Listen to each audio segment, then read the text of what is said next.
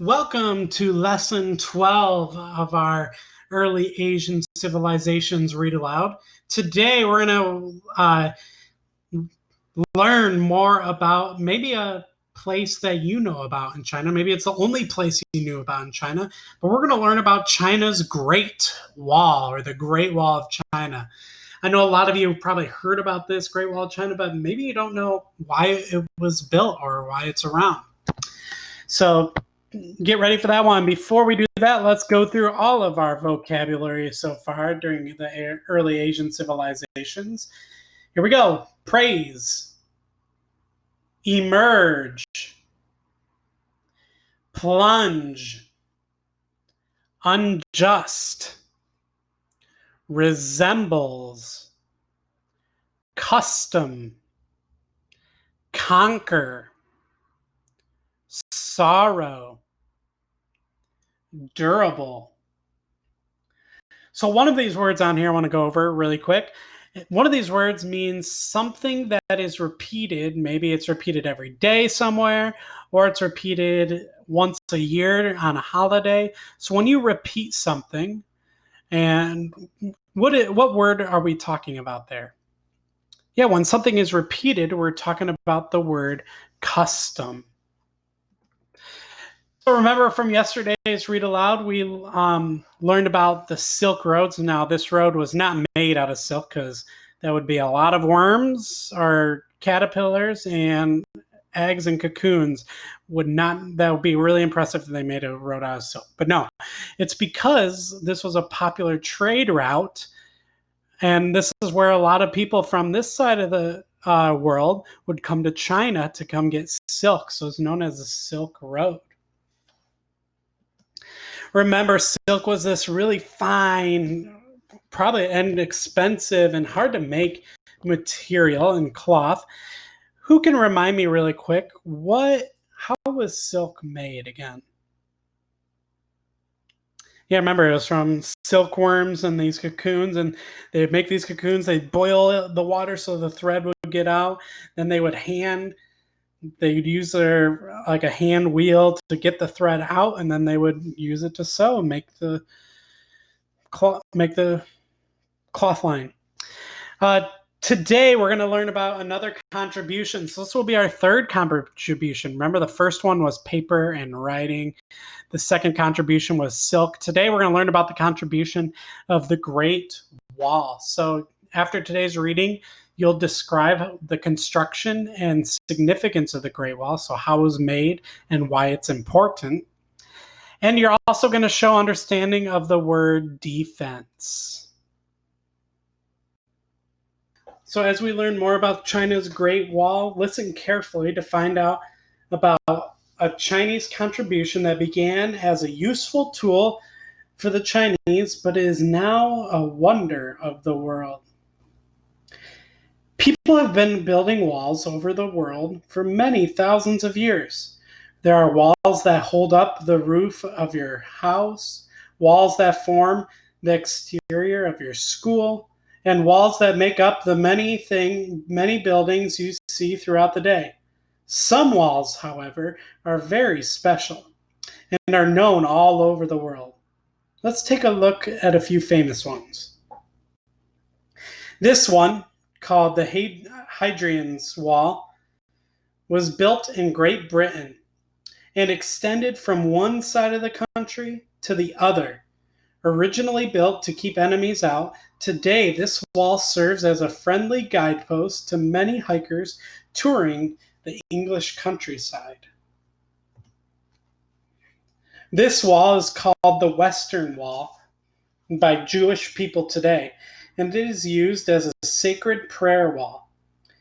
This wall is the only remaining support wall that was part of an ancient temple in Jerusalem. And this wall, the Great Wall of China, is probably the world's most famous wall of all. It snakes along over 4,000 miles of land in northern China. Like Hadrian's Wall, the Great Wall of China was built to keep enemies out. The story of this Great Wall begins in the cold, dry lands north of the Yangtze and Yellow River. You see, China is one of the largest countries in the world, and its borders span or cover a great amount of land. The land across this vast territory can be very, very different. Some areas, like the river valleys of the Yellow and Yangtze rivers you have already learned about, are very fertile. In other areas, like the lands far north of these rivers, it is very cold and dried, and almost no crops grow there. The people who lived in the cold, dry north had to make their living in other ways. Long ago, in these cold northern lands, beyond the boundaries of China, a group of nomads lived by raising animals. Nomads are people who move from place to place rather than settling into one place. They rode on horses, herding sheep and goats from place to place, in search of grass for grazing.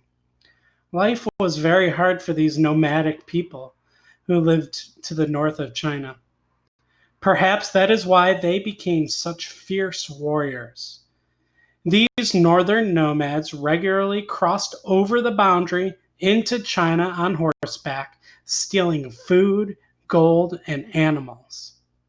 How do you think the people who lived in how do you think the people who lived in China felt about these northern nomads taking their food, gold, and animals?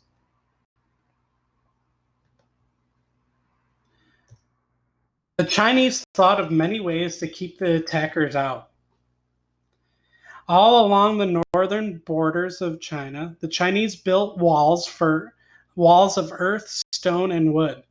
The materials they used depended upon what were readily available in the areas where they lived. For hundreds of years, the Chinese built many separate walls to keep out northern invaders. But it wasn't until the rule of China's first emperor, Qin Shi Huang, that the decision was made to connect the many walls together into one long wall, the Great Wall, for added protection. That was over 2,000 years ago. Work continued on the Great Wall for another 1,500 years. Soldiers, prisoners, and peasants struggled to obey the orders of each new and powerful emperor of China who wanted to finish the wall. It was not an easy task or job. The wall stretched out across the land like a giant dragon, often built on the highest ground, like mountain ridges, to make it even more difficult for invaders to cross. Donkeys and goats were sometimes used to transport or carry building materials, but people did most of the work, with baskets slung over their backs or balanced on poles across their shoulders. They worked from sunrise to sunset, building and repairing the Great Wall. The work was very dangerous, and many workers died in the process. Spanning 4,000 miles, it's a long distance, across northern China, the Great Wall was built to act like a fort. At intervals along the way, watchtowers were erected or built on the wall. You can kind of see here's one of those watchtowers, and then spaced out along the wall, there's another one. At one time, there were nearly 25,000 watchtowers.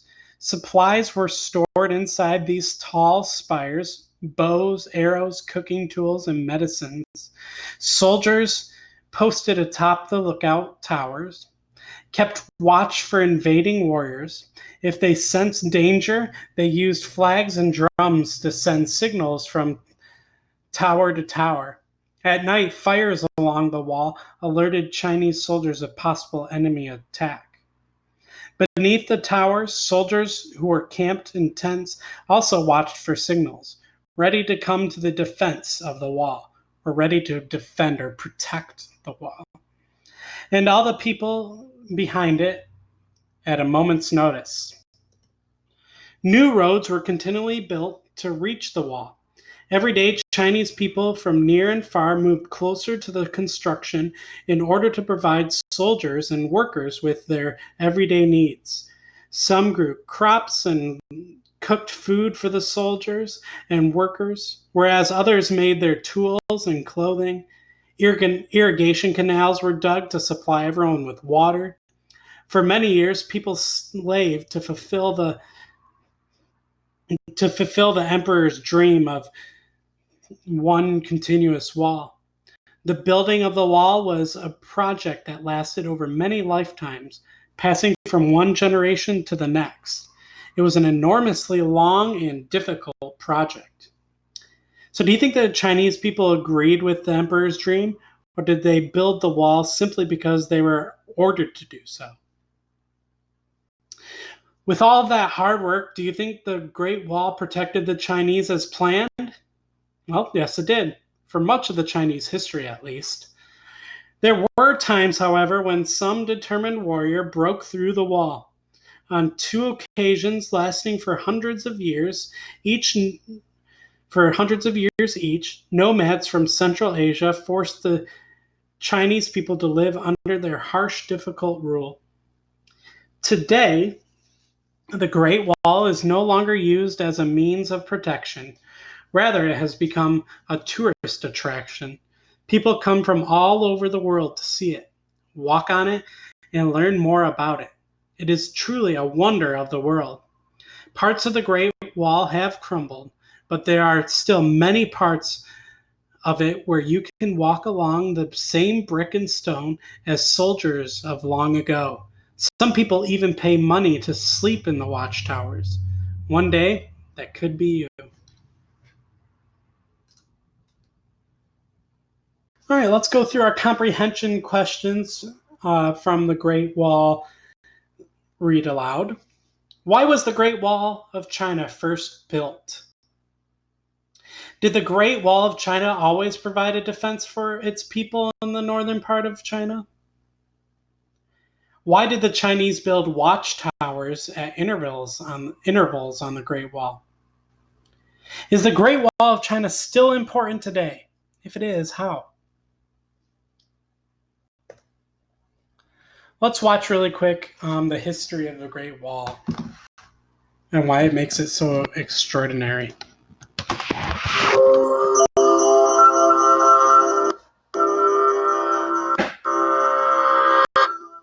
A 13,000-mile dragon of earth and stone winds its way through the countryside of China with a history almost as long and serpentine as its structure. The Great Wall began as multiple walls of rammed earth built by individual feudal states during the Chunqiu period to protect against nomadic raiders north of China and each other.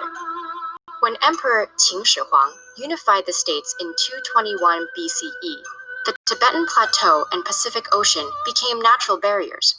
But the mountains in the north remained vulnerable to Mongol, Turkish, and Xiongnu invasions.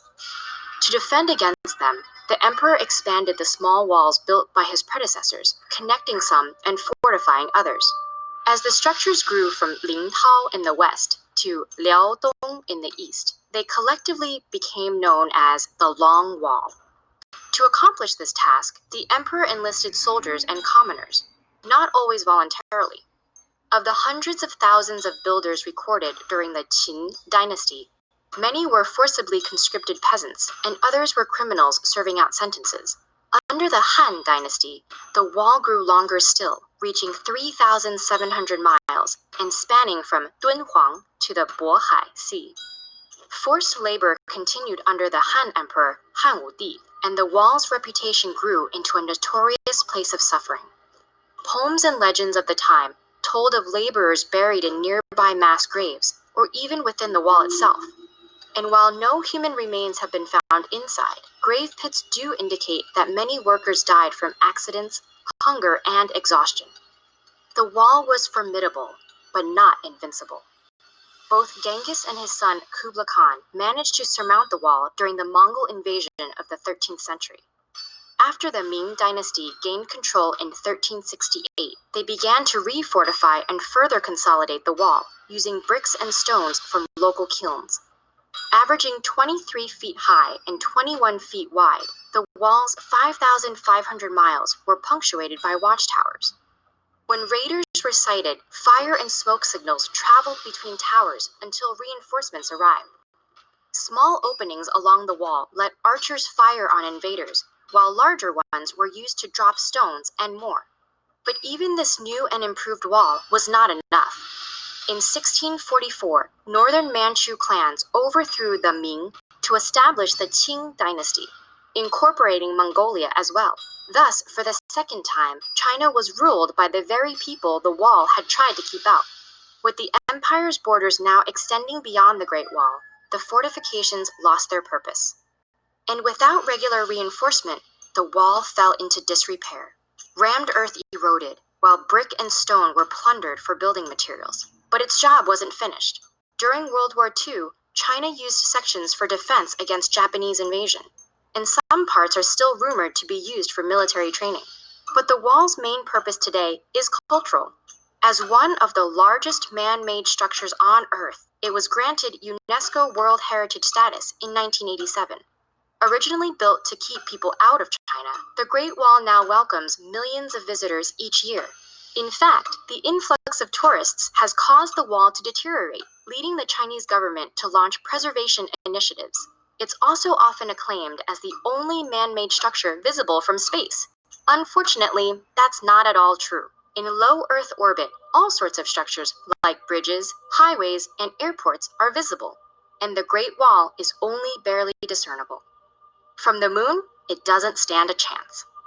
But regardless, it's the Earth we should be studying it from, because new sections are still discovered every few years, branching off from the main body and expanding this remarkable monument to human achievement.